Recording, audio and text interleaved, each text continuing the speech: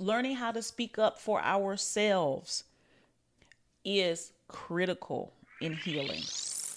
Welcome to the Black Mother Wound podcast, where we center the stories of Black women as we heal from the painful relationships with our mothers.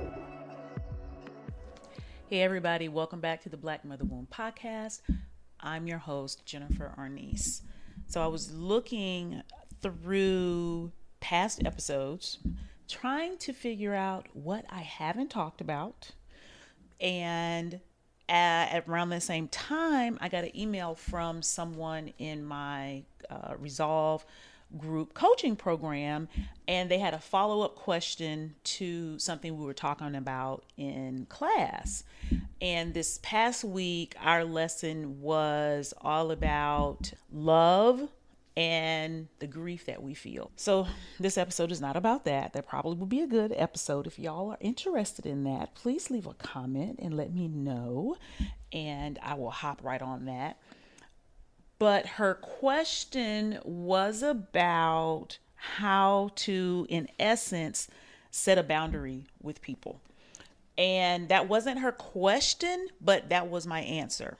And she was having interactions with people that were close to her, and they were saying things to her that left her kind of hurting her feelings, right? And I don't think it's intentional, but in essence, they were not able to show up for her the way she wanted and the way that she needed someone to show up for her. And she wanted to know how to respond in those situations, because there was some gaslighting going on where they're telling her, oh, you're being too sensitive, or you being silly, or you don't understand. And I mean, instantly I was like, oh, this is about boundaries. This is a great opportunity to talk about boundaries. And not only are we talking about boundaries, but we are also talking about how we communicate our needs.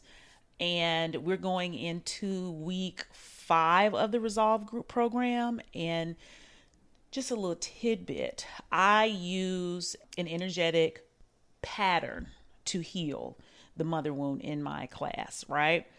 And we talk about chakras from week to week and how those blockages show up in our real life. And then I give them exercises and lessons and apply it to, everything that they're going through to help them move through and heal on a weekly basis. So I think when this episode drops on Tuesday, my classes are also on Tuesday this go around, we're going to be talking about the throat chakra, which is all about communication. So this is really apropos that this has come up. And as I went through, past episodes, I said, oh, I haven't directly touched on this, so this will be a good time for y'all to get in here. And I'm going to talk about not necessarily clearing the throat chakra and what that means. I'm going to be talking about how you use your voice and the blockages to how you use your voice, which is what the throat chakra is all about. So what I did was I gave her some examples of how to respond. But before I talk about what those responses are, I want us to really understand how much our mother wound has impacted how we communicate our needs with other people verbally, not only with our actions, but with the things we say and the things we don't say, and how we communicate with ourselves, how that has been impacted. But I want to really tone in today on how our interactions with other people are impacted, because we were never taught or given the space and the room to have authority over our voice, to speak up. And I feel like this is another one of those spaces where the Black mother wound is different than mainstream mother wound for non-Black and brown folks, especially Black women. And I'm saying that, well, you know what? I can also say that with brown women, because looking at environments that are heavily patriarchal, And if you have a high patriarchy, then women come under that, and under women come children. And this is what I'm about to say next. If you don't already know, this aspect of children being seen and not heard. That is a powerful thing to preach to parents, and culturally to come up that your child does not have a voice, nor should they have a voice. Because in essence, what you're saying is what a child has to say has no value. And I feel this is even more powerfully put on girls, because it's like your job is to be of service. Your job is to give to others. Your job is to be kind, to be nice, to be obedient. So what could you possibly have to say besides yes, ma'am, no, ma'am, okay, I'll do it, I'm sorry? And there's so much more that we've always had to say. And we have, in essence, been robbed of our voice from a very young age, not taught how to use it. And so, what I find, even especially when I look at teenage girls, the way we use our voice, we learn to use it through gossip. Like all of our talking is about talking about other people and what's happening and what's going on, and this circular conversation that leaves us on the phone all night long and watching things online that are all about talking about other people's lives and sharing opinions on what other people are doing and what they should be doing and why isn't this working for me. And there's a whole industry supportive of this communication pattern for women. In it now, it's everywhere. If you think about blogs, from the blogs we used to have, just used to read, to the blogs that you now have in the form of YouTube and podcasts where people are talking all the time about nothing. That originated, from how I can see it, in the way that women have been allowed to communicate and to find some power and to find some camaraderie, but it is not us really using our voice in an assertive way to get our needs met. We think we've been talking about something, but really we haven't. And when we get the opportunity, and the opportunity usually comes as a problem or a challenge, to use our voices in an assertive way, to advocate for ourselves, to teach people how to treat us, all of a sudden now we don't know what to say, because we're taught like that's wrong. It's going to make us mean. Nobody's going to like us. And that has become the priority of women in patriarchal communities. And I think it's even more so in communities of Black and brown people, because you have the parenting that says keep your mouth shut and don't say shit. Well, guess what? We're not doing that anymore. And I'm going to be talking about how you start to use your voice, why it's important, things that may come up in the process. So let's jump right in, okay?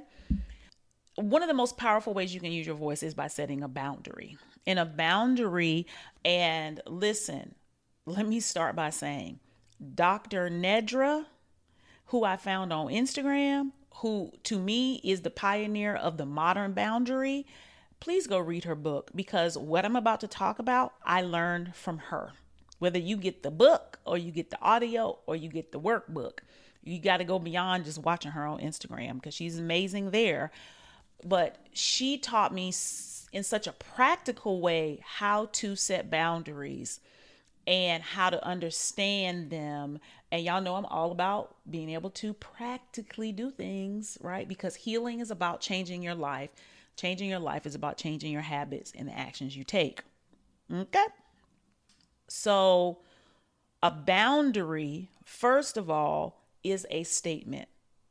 Most people think a boundary is a conversation, something to be negotiated. It is not. It is a statement. People also use boundaries incorrectly to They say hold people accountable, but what they really mean is change people. Like, I set this boundary so they will behave differently, and they didn't behave differently, so my boundary must not have worked. And the boundary is not about someone else behaving differently. It's about the boundary is for you, how you will behave differently if people don't show up in the way that you need or want them to show up. Let me say that again. The boundary has nothing to do with them changing their behavior. It has to do with you, boo, you changing your behavior. It's not a tool of manipulation. It's not a tool to get people to be who you want them to be. It's so you can be who you need you to be. And there are, if I'm getting this right, I believe there's 3 parts to a boundary. Okay, let me talk myself through this because I just went through it when I answered my students' email. First of all, you state what you need or want or desire. You state it just like that. I need this. I want this. I desire this. So the example with my student, when I'm sharing something vulnerable with you, I need you to show up in a way that helps me feel safe. That is the need or the want. Second part, if you're not able to show up for me in this way, I will no longer be able to share certain things with you. That's the second part. So there's probably 3 parts in there, but I'm just gonna break it down real simply for you, right? So you have stated what the situation is. Maybe that's part 1, y'all. Part 2 is what you need. And part 3 is what will happen if you don't get what you need. This is the easy part. You might think this is the hard part. This is really the easy part. Part 4 is when they don't show up the way you need them to be, you have to do the thing you said in part 3. If when I share something with you and you shut down or you change the subject or you make me feel like I'm being too sensitive or being silly, it doesn't make me feel good. And I need to be in a relationship with someone who I can be vulnerable with and that I can share sensitive things with, and they respect that and they're able to process it and be there for me.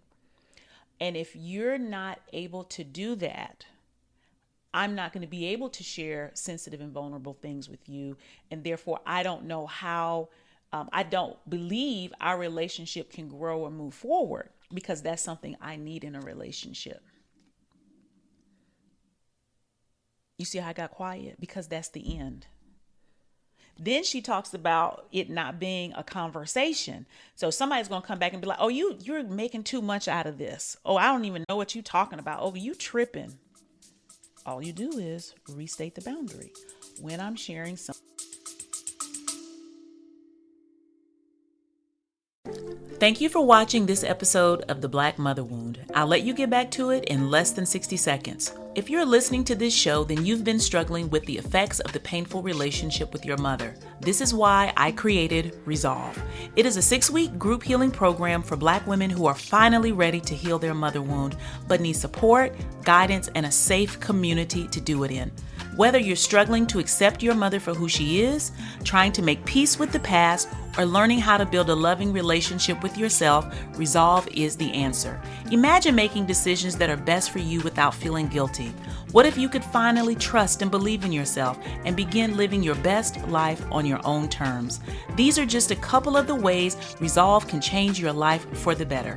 If you're ready to start thriving in your life now, click the link below and sign up to get notified when the class opens in August. We really are all in this together.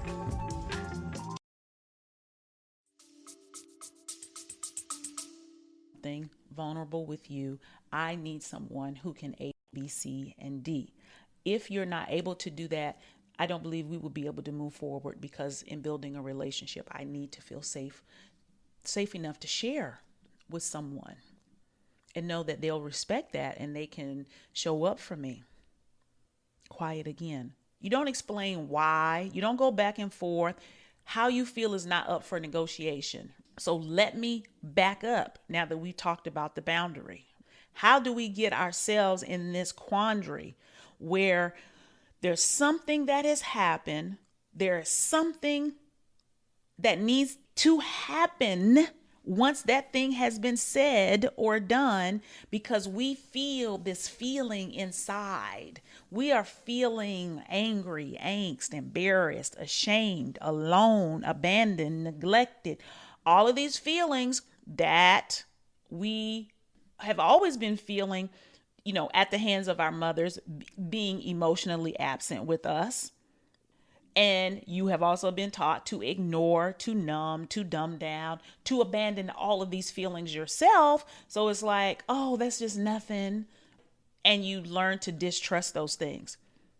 A part of you finding and healing is you understanding your inner compass. Part of that inner compass is understanding how you feel. That's something else that we teach. That probably was week 2 in the Resolve program.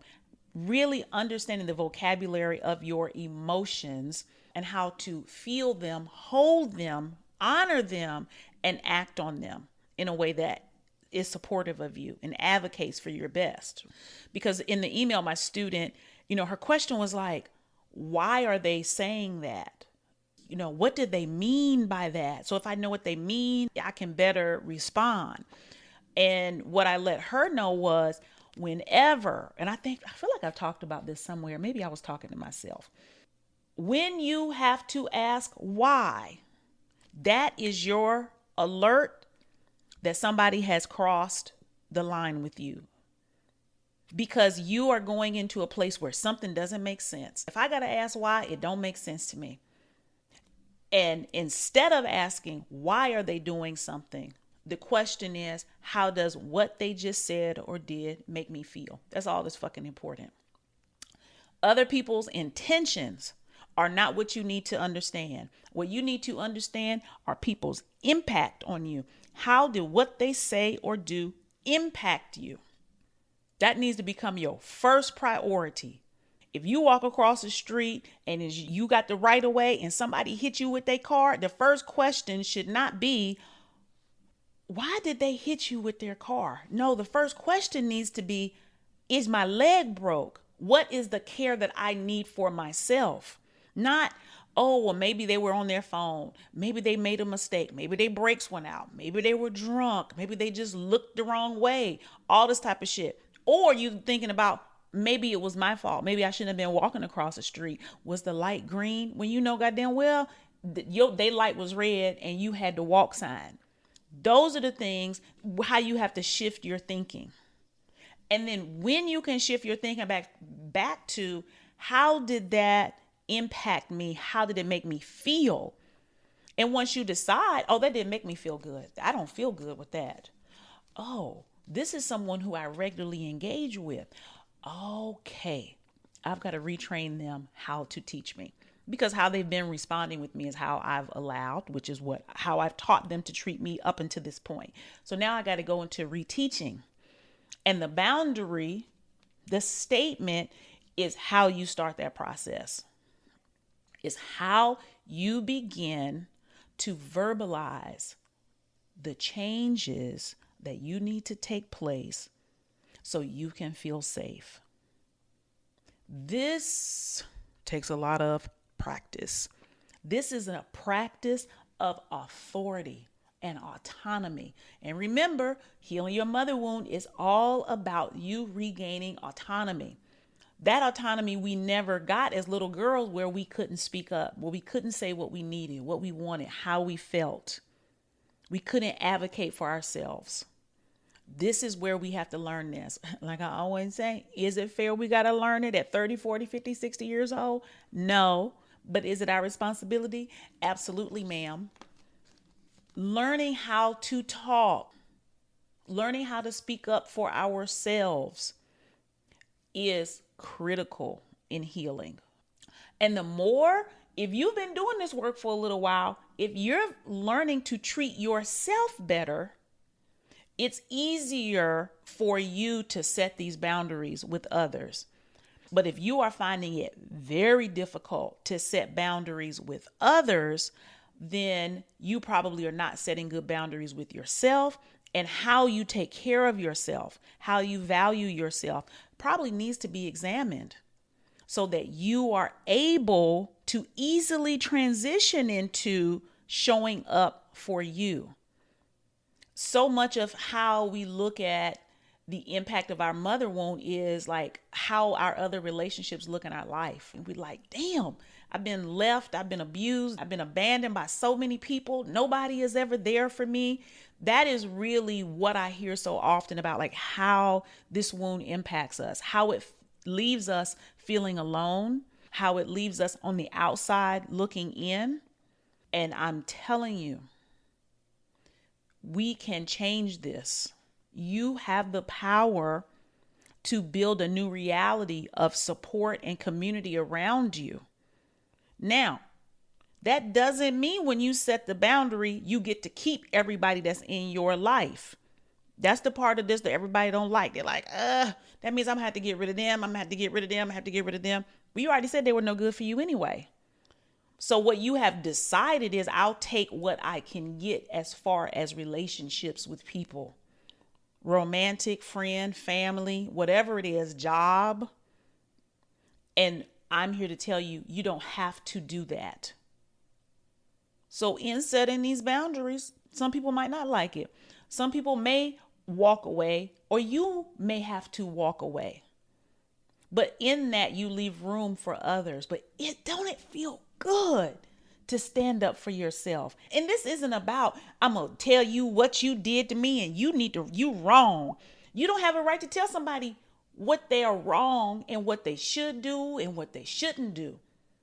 That's how we get caught up thinking, well, I did tell them. I told them it hurt my feelings. Okay, and now what? Well, they should know not to do anything to hurt my feelings. No. What are you going to do when somebody hurts your feelings? What is the action you're going to take? And that's the line you're going to have to walk when it comes to autonomy. That is the regard you want to hold for yourself. Think about, I always use this example. If you have a little girl and she's, it don't even matter. I always say like she's 3 or 4 years old. But what if she's even 15 or 16 and she comes to you and she says, how this person treated me made me feel small. It made me feel scared. It made me feel alone. You got your chest poked out with your pistol out, ready to go and set shit straight. But you're not willing to do that for yourself. You'll keep putting up with it. Because it's like, well, it's family.